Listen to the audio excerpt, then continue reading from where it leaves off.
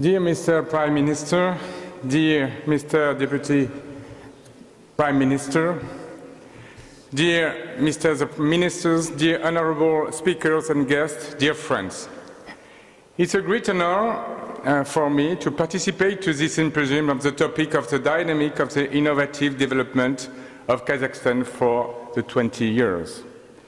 I would like, after this impressive speech of the former participant, to carry on here a modest testimony of a proactive consulting company which is fully committed in some high-level technology project in this country. We, at CES, have developed a permanent presence in Kazakhstan for more than 3 years, and we must stress how impressed we are by the proactive policies that are deployed to boost this innovation and competitiveness of the country. Some people state that these initiatives are too many or not well coordinated. Is not our view. On the contrary, because we have been involved in national innovation policies in many countries for 20 years, we know that when a country starts to root an innovativeness, it is absolutely essential to try many models and allocate to different agents resources to implement and test such policies. In other words, there is no one solution fits all in this field. It's essential to find the way that's really adapted to Kazakh context, its culture, its main assets, but also its strengths and its weakness. Beyond this impressive number of measures and investments, we still think that it will be valuable to consider that more needs to be achieved. My key message today is about the importance of linking 3 components of economic development: research, technology transfer, and industrialization. What do we mean through this triptych, and how could it work in Kazakh environment? This approach implies a paradigm shift in which scientists develop knowledge with the purpose of supporting the growth of company and, in turn, the economic development of the country. In other words, in addition to research and training, each scientist has a third mission, focusing on developing the knowledge adapted to the competitiveness of Kazakhstan. One such new rule of the game, say to say, is established. It becomes possible to look at the development of technology-based industry. It is widely accepted that Kazakhstan has still a lot of effort to do before it can be considered as a full-fledged knowledge-based economy. But on the other hand, the country is home of quite a large portfolio of large and medium-sized companies that could boost their growth and results would they undertake a systematic innovation path. In countries such as Kazakhstan, more than in other countries, it is possible to develop industrial innovation policy that focus on the portfolio of companies in which the government has to say. In such firms, it is needed and possible to increase the performance and results thanks to innovation programs that embark local R&D teams in association, when and if needed, with international players which want to play a key role in the equipment of infrastructure of Kazakhstan. Moreover, it will be advisable that such companies develop programs that help that supply chain to also develop more innovative products and services.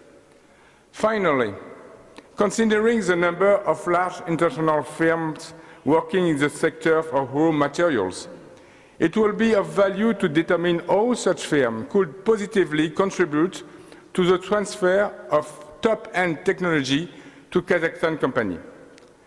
Altogether, they will design a virtuous circle in which companies are in demand of different types of innovation, and the R&D sector becomes stimulated and rewarded to offer innovative solutions to companies.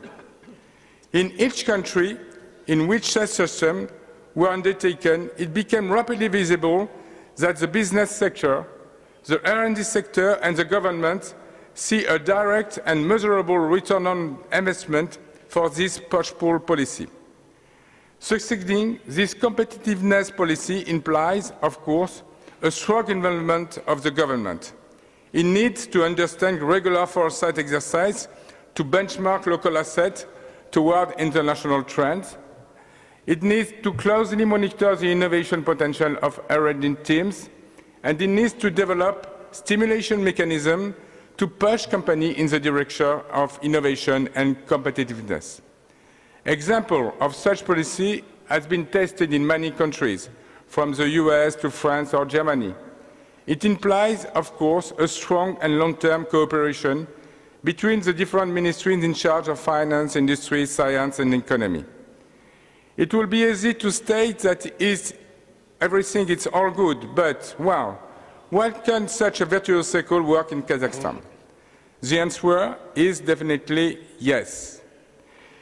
And our team has proven this year through a major technology transfer industrial project between Kazakhstan and France. For more than 1 year, we are designing and implementing such a scheme. The result is that Kazakhstan is acquiring a breakthrough clean energy technology that will lead to the creation of production in the country in addition to the implementation to specific research centers.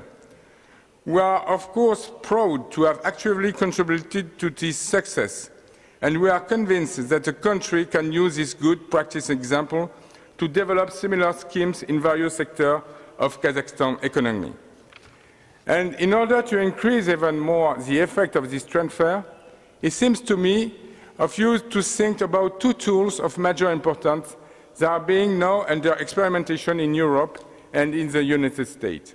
First, it is the globalization of industrial projects and includes the clusterization upstream, the entry for the downstream of industrial cycle and downstream system of production and production commercialization.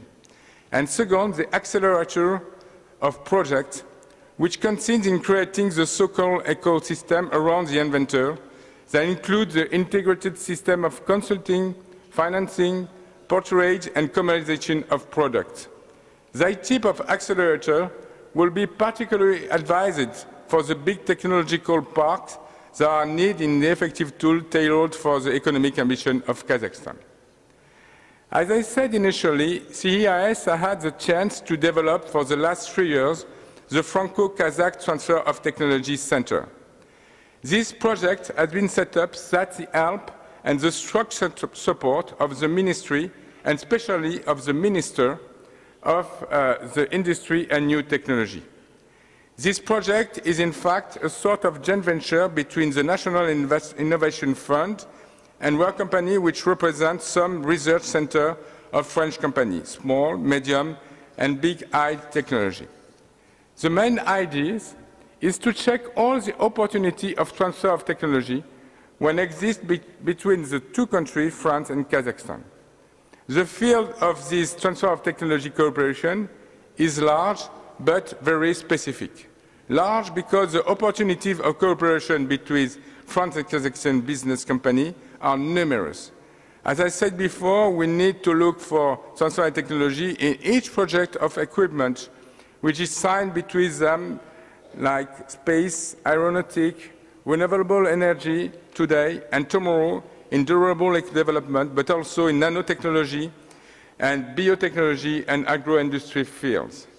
Specific, because we want to develop projects we are able to assure development of Kazakh capabilities, and not only natural or real resource capabilities, but also, and I will say first, human resources. It is a major issue in the fact that academic and scientific capability already exist in Kazakhstan.